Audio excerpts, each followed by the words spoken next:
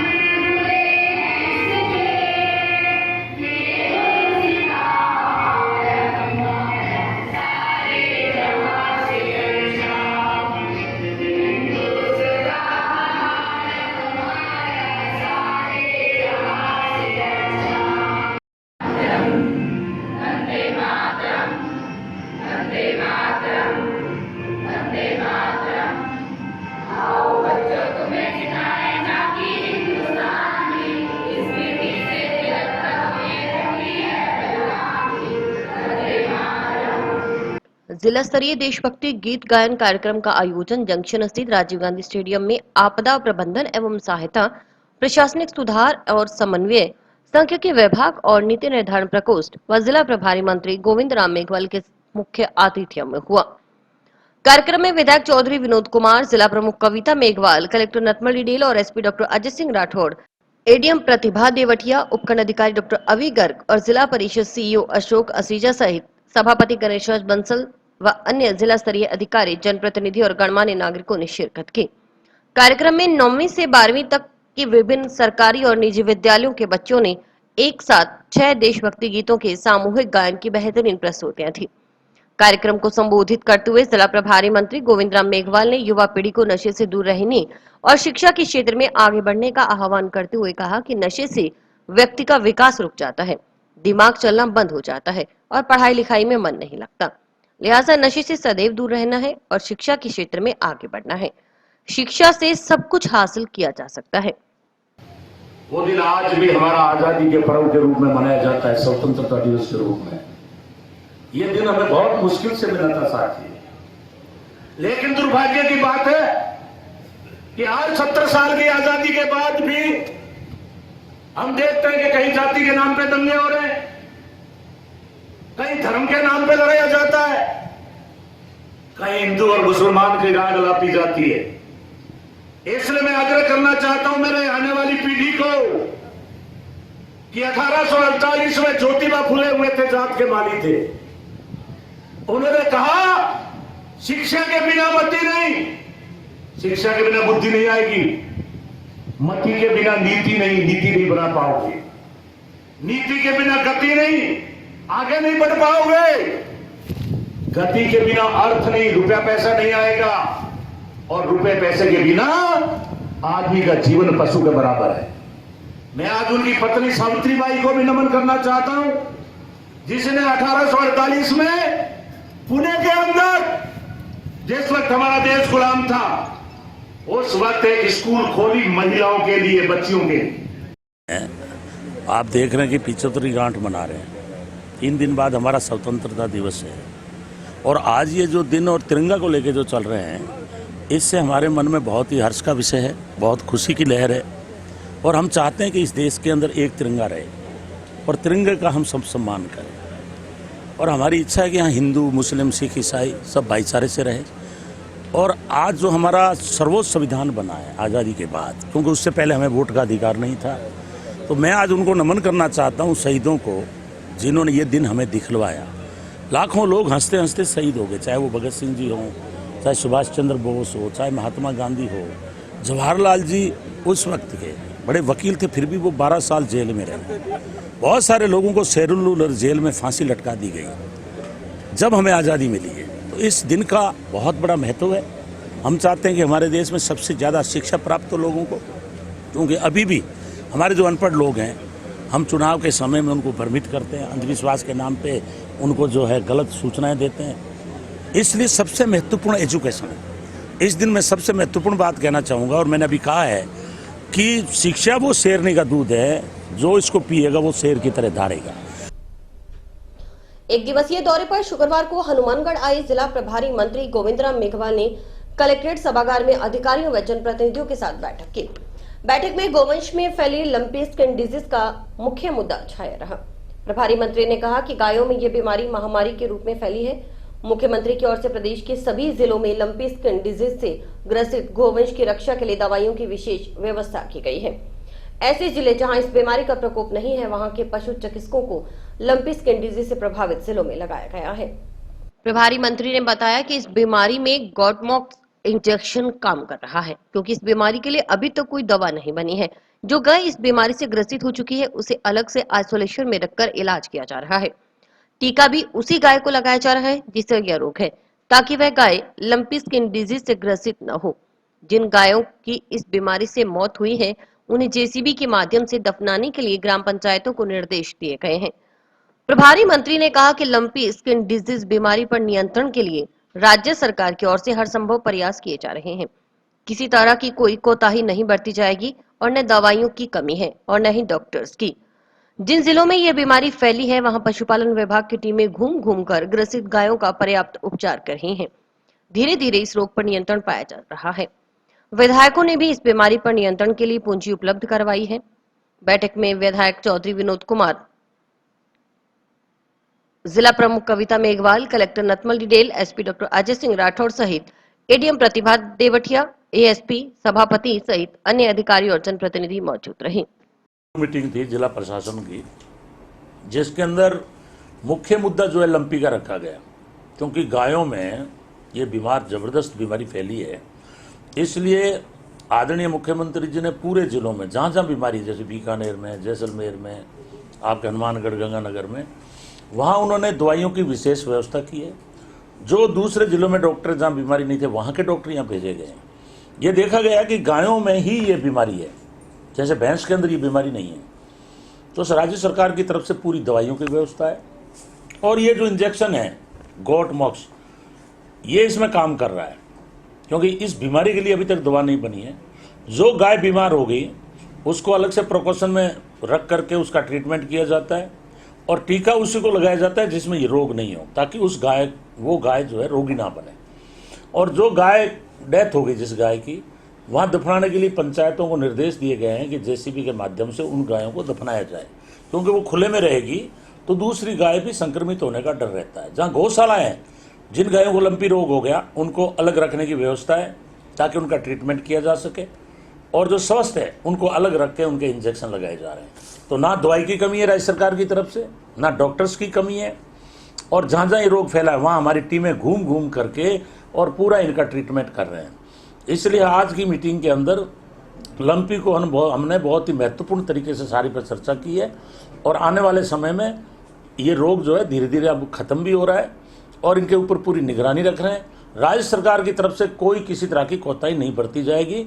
हम गाय के ट्रीटमेंट के लिए हर तरह का कदम उठाएंगे, और एमएलए ने भी अपना फंड दिया है। जहां अगर कोई बजट की जरूरत है तो मुख्यमंत्री जी ने भी विशेष ध्यान दिया है, उनके लिए अलग से बजट दिया है, और जरूरत पड़ेगी एमएलए और भी फंड देने के लिए तैयार है। जिला प्रभारी मंत्री गोविंदराम मेघवाल का कहना है कि यह चुनावी वर्ष है, विधायकों की बात रहनी चाहिए, विधायकों में किसी तरह की नाराजगी नहीं होनी चाहिए। हनुमानगढ़ विधायक चौधरी विनोद कुमार एक अनुभवी एमएलए हैं, उन्होंने उनकी बात को गंभीरता से लिया है। इस बारे में चिकित्सा मंत्री से बात की जाएगी। यह बात प्रभारी मंत्री ने शुक्रवार को मीडिया कर्मियों से बातचीत करते हुए मुख्य चिकित्सा एवं स्वास्थ्य अधिकारी का स्थानांतरण स्थानीय विधायक की राय जाने बगैर किए जाने के सवाल के जवाब में कही। देखेंगे, ये पार्टी का मामला है। विनोद जी ने मेरे आगे बात रखी थी, मीटिंग में भी रखी है, तो हम लोग इसमें बात करेंगे चिकित्सा मंत्री जी से कि उसके अंदर क्या बात है। वो उनसे बात करने के बाद ही, क्योंकि हम चाहते हैं कि चुनावी वर्ष है, एमएलएज की बात रहनी चाहिए, एमएलएज के मन में किसी तरह की इस तरह की नाराजगी नहीं आनी चाहिए। और विनोद जी तो एक बहुत ही अनुभवी विधायक हैं, बहुत वैसे ही कम बोलते हैं, लेकिन उन्होंने जो भी बात कही है उस बात को मैंने बहुत गंभीरता से लिया है और मैं बात करूंगा। हनुमानगढ़ में पड़ोसी राज्य पंजाब हरियाणा के मुकाबले पेट्रोल डीजल पर अधिक टैक्स लगाने के सवाल के जवाब में प्रभारी मंत्री ने कहा कि पहले जीएसटी में बंटवारा होता था, आज पूरी जीएसटी केंद्र सरकार ले रही है। उसमें से प्रदेश सरकार को कुछ हिस्सा नहीं मिल रहा, मजबूरन प्रदेश सरकार को वेट लगाना पड़ रहा है। प्रदेश को उसका हिस्सा नहीं मिलने में से स्थिति कमजोर हो रही है, इस कारण वेट लगाना मजबूरी है।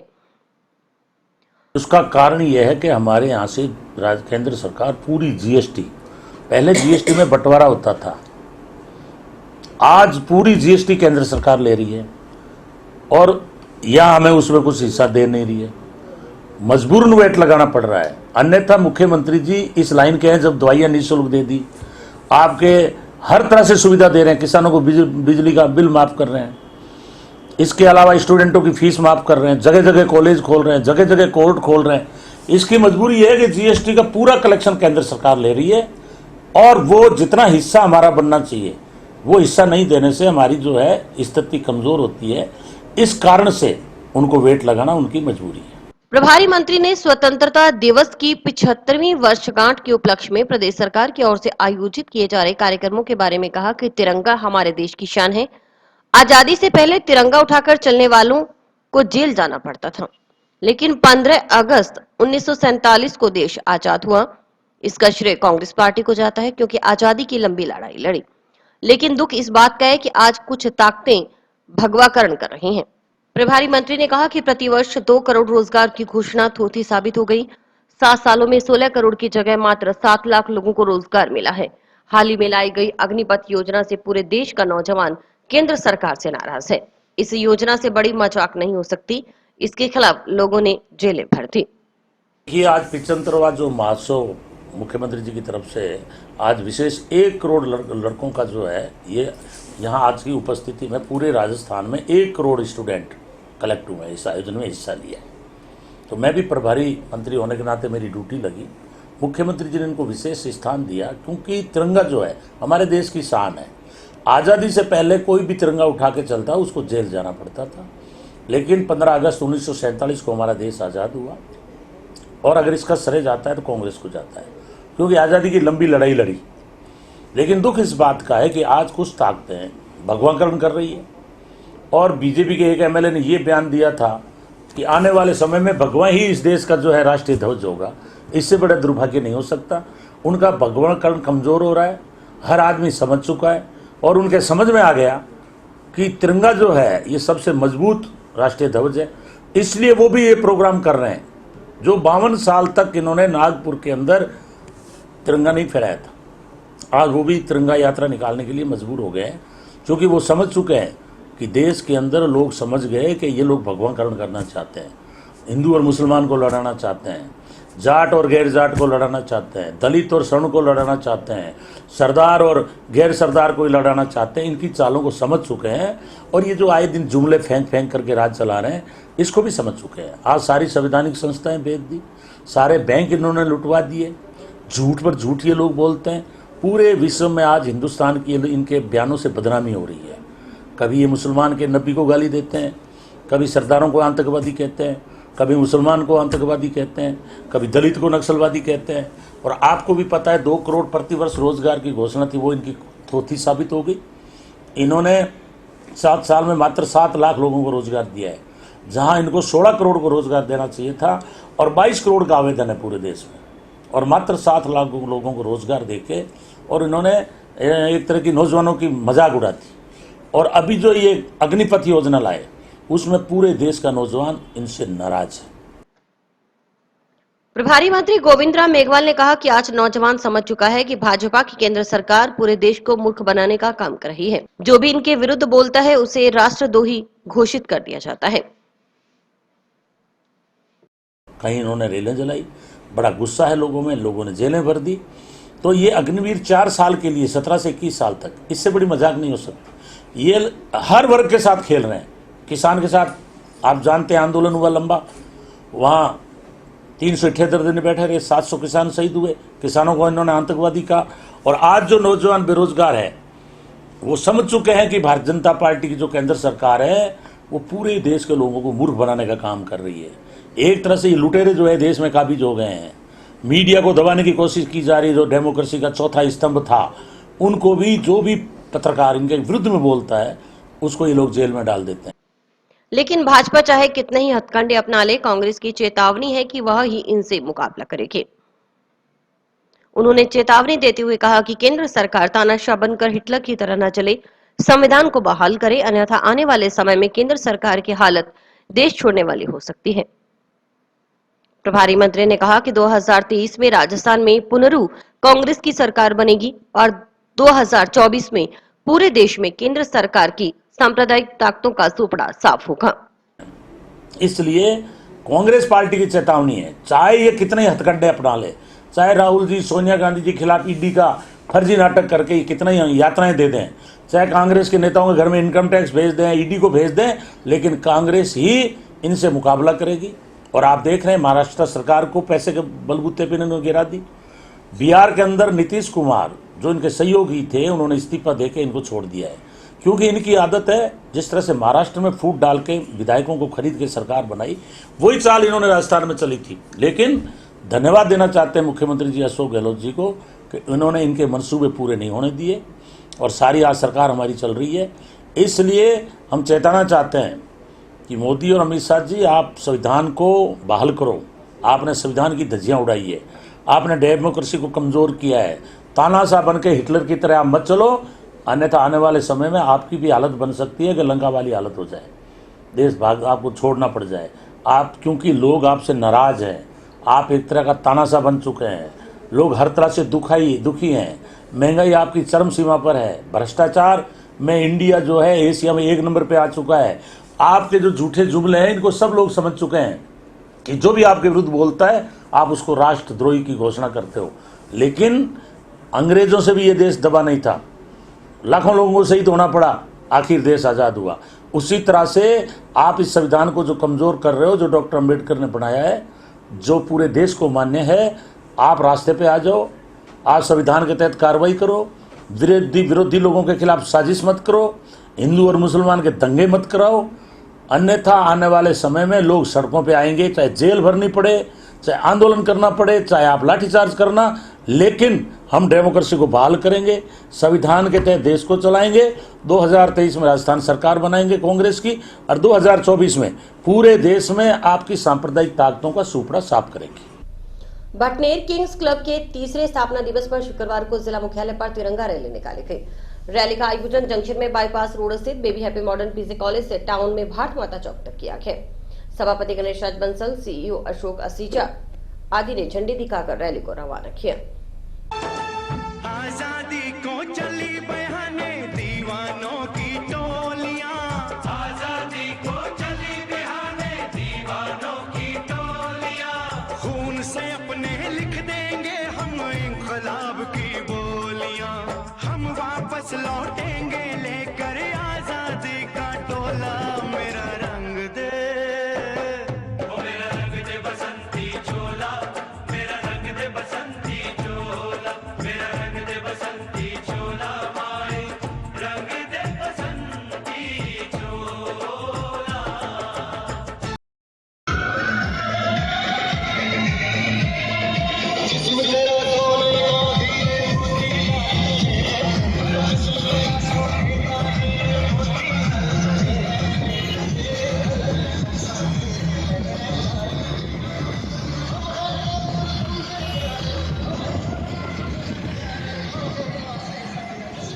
रैली अबोहर बाईपास, कलेक्ट्रेट मार्ग, करनी चौक, Ambedkar circle, junction bus stand, Rajiv चौक, शहीद भगत सिंह चौक होते हुए टाउन, धान मंडी आदि जगहों से रैली निकाली गई। इसमें काफी संख्या में चौपहिया और दोपहिया वाहनों में सवार होकर लोग शामिल हुए। हर कोई आकर्षक रैली को अपने मोबाइल फोन के कैमरे में कैद करने को आतुर नजर आ रहा था। जगह जगह पुष्प वर्षा कर लोगों ने रैली का स्वागत किया। क्लब संरक्षक आशीष विजय ने कहा कि देश की आजादी के लिए अलग अलग विचारधारा से जुड़े लोगों ने शहादत दी है। महात्मा गांधी, सुभाष चंद्र बोस, भगत सिंह, जवाहरलाल नेहरू सहित कईयों की मेहनत और सोच से हमें आजादी मिली है। इसकी हिफाजत करना हम सबका दायित्व है। इसी सोच के साथ क्लब ने तिरंगा रैली का आयोजन किया ताकि देश प्रेम की भावना हम सब में पनप सके। तिरंगा रैली में शामिल चौपहिया और दोपहिया वाहन कतार में चलते हुए नजर आए। इस तरह क्लब सदस्यों ने अनुशासन का भी परिचय दिया। बटनेर किंग्स क्लब द्वारा क्लब के तीसरे स्थापना दिवस व आज़ादी के अमृत महोत्सव के उपलक्ष्य में 5 दिवसीय कार्यक्रम की कड़ी में आज चौथे दिवस 250 से अधिक चौपहिया वाहनों के द्वारा एक विशाल तिरंगा यात्रा का आयोजन किया गया है। हम स्वतंत्रता के 75 वर्ष पूर्ण कर चुके हैं। इस तिरंगा यात्रा का मुख्य उद्देश्य भारत के उन गुमनाम स्वतंत्रता सेनानियों का बलिदान व उपलब्धियों के बारे में आम जन को जागरूक करना है। आज़ाद कराने में जिन राष्ट्र सपूतों ने अपना बलिदान दिया है उसके बारे में आज हमने आम जन को जागरूक किया है। ये आज उनको याद करने का दिवस है। यातायात प्रभारी अनिल चिंदा की अगुवाई में पुलिस जवानों ने भी व्यवस्था बनाने में सहयोग दिया। तिरंगा रैली में सबसे आगे चल रही खुली जीप को तिरंगे से सजाया गया। इस जीप में बाल कलाकार जवाहरलाल नेहरू, महात्मा गांधी, सुभाष चंद्र बोस, भगत सिंह, लाल बहादुर शास्त्री आदि की वेशभूषा धारण किए हुए बैठे थे। हम स्वतंत्रता दिवस के 75 वर्ष पूर्ण कर चुके हैं। मैं उन महान पुरुषों को नमन करता हूं जिन्होंने इस देश को आज़ादी दिलाई। मैं इन महान सपूतों को याद करते हुए कुछ पंक्तियां याद आ रही है मुझे। गली गली बहर से कांप उठी, गांव और शहर सहमे हुए थे। इन अंग्रेजी जल्लादों ने हमारी सांसों तक पर किए पहरे थे। हमने 200 वर्षों तक की अंग्रेजों की गुलामी, पर तुमने जब अलख जगाई अंग्रेजी नस्लें कांप उठी। बिन हथियार लड़े हो फिर भी हार गया शैतान। हे बापू मेरा तुझको प्रणाम, हे बापू मेरा तुझको प्रणाम। आजादी के अमृत महोत्सव के अंतर्गत हनुमानगढ़ जिले में भाजपा द्वारा सभी कार्यक्रमों का आयोजन पूरे जोश और उत्साह ऊर्जा के साथ किया जा रहा है। तिरंगा यात्रा की इसी श्रृंखला में विधानसभा हनुमानगढ़ के देहात मंडल टाउन द्वारा भाजपा नेता अमित साहू और मंडल अध्यक्ष जसपाल सिंह के नेतृत्व में तिरंगा यात्रा का आयोजन किया गया।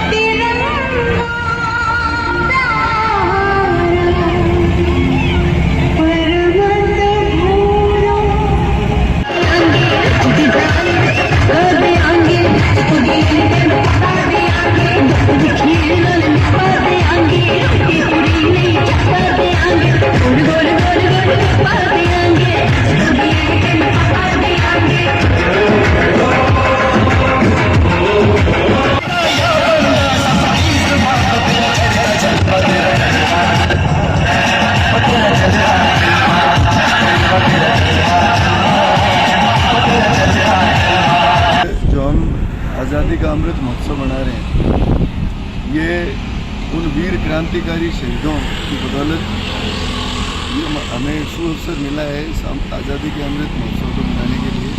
इसी के तहत पूरे देश में जो हमारे प्रधानमंत्री के आह्वान पर, मोदी जी के आह्वान पर एक तिरंगा रैली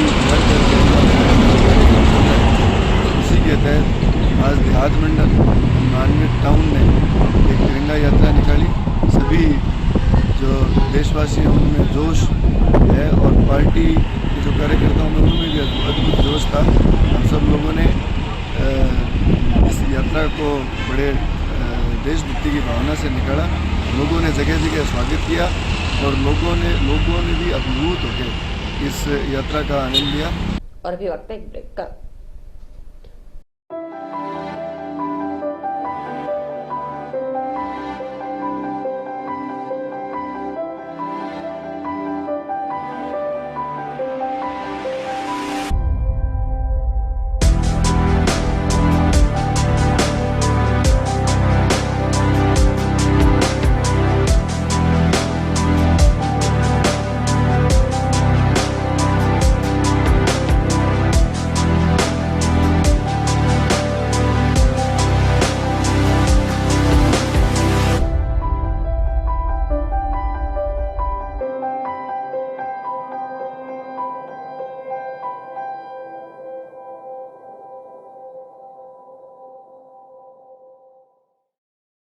कागज फाउंडेशन की ओर से स्वर्गीय ओम पुरोहित कागज की स्मृति में शुक्रवार को श्री खुशालदास विश्वविद्यालय में कागज सम्मान समारोह 2022 का आयोजन किया गया।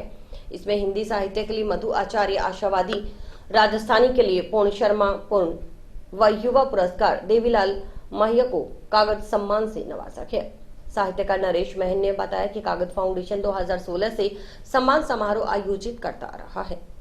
में जान लिया कि ओम पुरोहित क्या शख्सियत थे। मैं उसकी एक कविता है कालीबंगा के ऊपर और एक उनकी पुस्तक है आदमी नहीं है, उसके बारे में एक दो कविताएं सुनाऊंगा।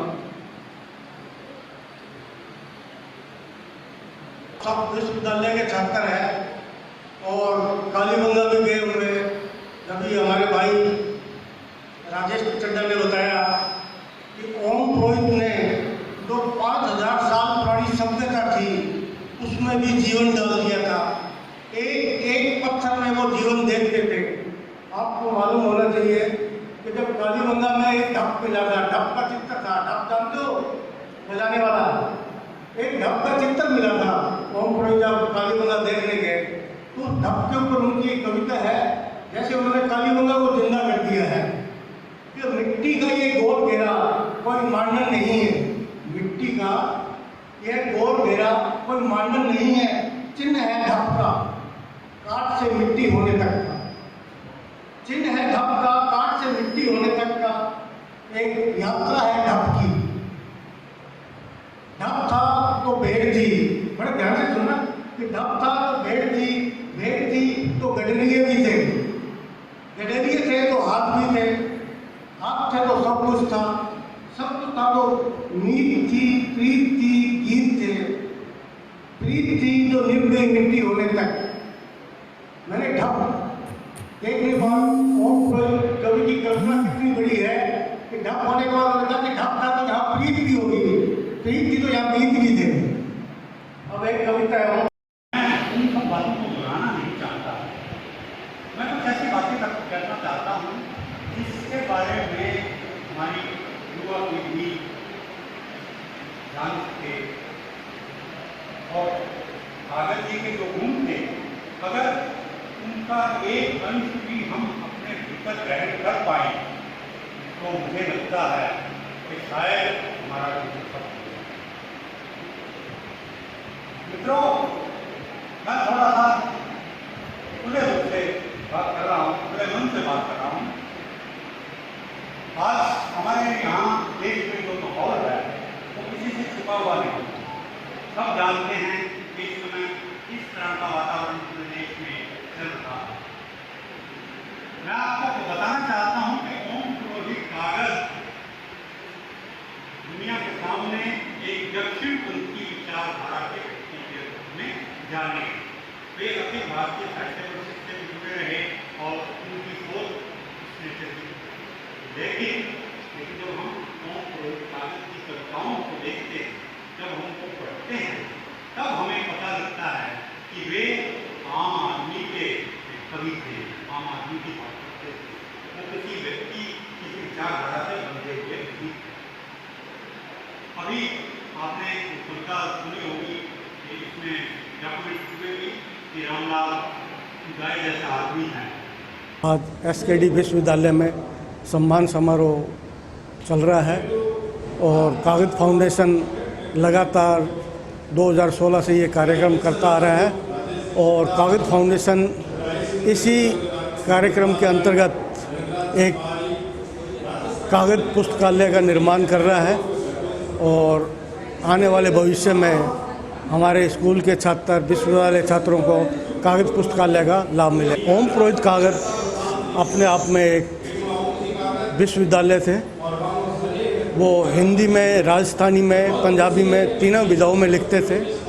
उनकी सबसे पहली किताब थी धूप क्यों छेड़ती है। उसके बाद उन्होंने लिखी आदमी नहीं है।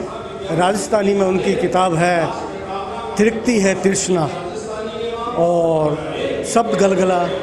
उन्होंने कम से कम 1 दर्जन से ज़्यादा पुस्तकें लिखी है जिसको राष्ट्रीय स्तर पर सम्मान मिला हुआ है।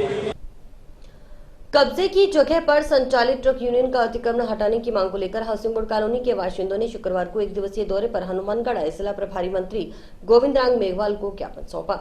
इसके अलावा सभापति गणेश बंसल को भी ज्ञापन सौंपा गया। कॉलोनी वासी कई वार्डों के पार्षदों के नेतृत्व में प्रभारी मंत्री और सभापति से मिले और ज्ञापन दिया।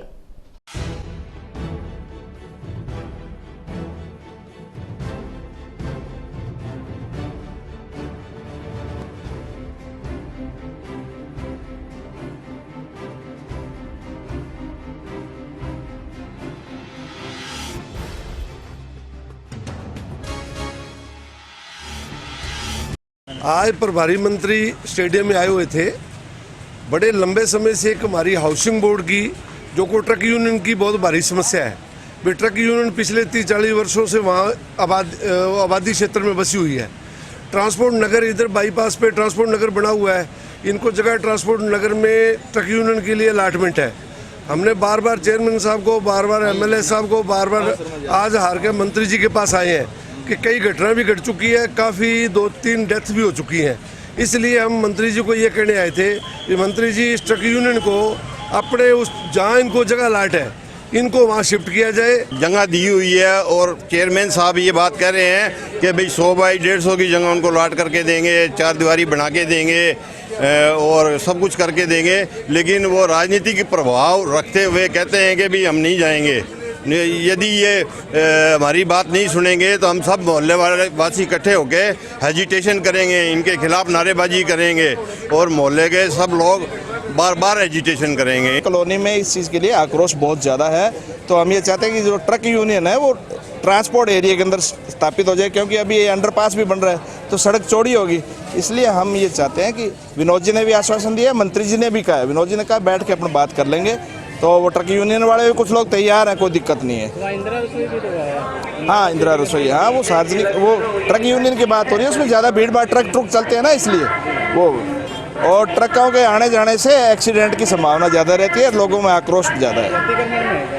हाँ, वो अतिक्रमण का ही है, वो सारा पुराना कागज कूज तो है नहीं, बाकी देखें कोई नहीं बात नहीं, पुरानी बसी हुई है, कोई दिक्कत नहीं है। आपसी सहमति के अंदर नगर परिषद उनको ज़मीन दे रही है, 4 दीवारी करा के दे रही है, हॉल बना के दे रही है, सारा कुछ रिको ट्रांसपोर्ट के उसमें दे रही है। तो राजस्थान राज्य विधिक सेवा प्राधिकरण जयपुर के निर्देशानुसार शनिवार को जिले भर में राष्ट्रीय लोक अदालत का आयोजन किया जाएगा। राष्ट्रीय लोक अदालत का आयोजन ऑफलाइन के साथ साथ ऑनलाइन भी किया जाएगा। राष्ट्रीय लोक अदालत के लिए जिले में कुल 11 बेंचों का गठन किया गया है। ऑनरेबल रालसा के निर्देशानुसार और श्रीमान ऋषिक जज साहब के मार्गदर्शन में हनुमानगढ़ में कल राष्ट्रीय लोक अदालत का आयोजन किया जा रहा है। राष्ट्रीय लोक अदालत में सभी प्रकार के राजीनामा योग्य प्रकरण जो कि judicial courts, revenue courts, permanent लोक अदालत, कंज्यूमर फोरम इनसे संबंधित हैं और प्री लिटिगेशन के मामलात वो सभी कल की राष्ट्रीय लोक अदालत में रखे जाएंगे। कल हमने तकरीबन 8,500 के पास लगभग केसों को चिन्हित किया है जो कि राष्ट्रीय लोक अदालत में रेफर किए गए हैं। 11 बेंचों का गठन किया जा रहा है। इनमें से 3 बेंचेस हेडक्वार्टर हनुमानगढ़ पर और 2 बेंचेस तालुका नोहर, 2 बेंच तालुका भादरा में। इसके अतिरिक्त अन्य तालुकाओं में 1-1 बेंच का गठन किया गया है।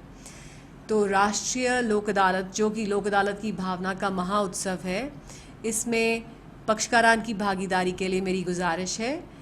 अगर आप राजीनामा के संबंध में अपना एक कदम उठाते हैं तो आप ये भी सुनिश्चित करते हैं कि आपका ये कदम देश को तरक्की की ओर ले जाएगा, क्योंकि इससे हम रिसोर्सेज की सेविंग करते हैं जो हम तरक्की के लिए मोबिलाइज कर सकते हैं।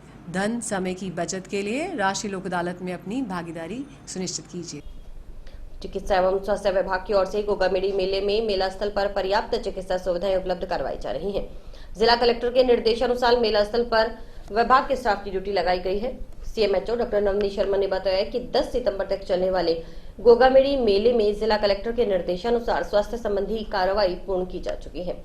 स्टाफ की ड्यूटी के लिए ड्यूटी रोस्टर जारी किया गया है। 3 जगह अस्थायी डिस्पेंसरी शुरू कर दी गई है।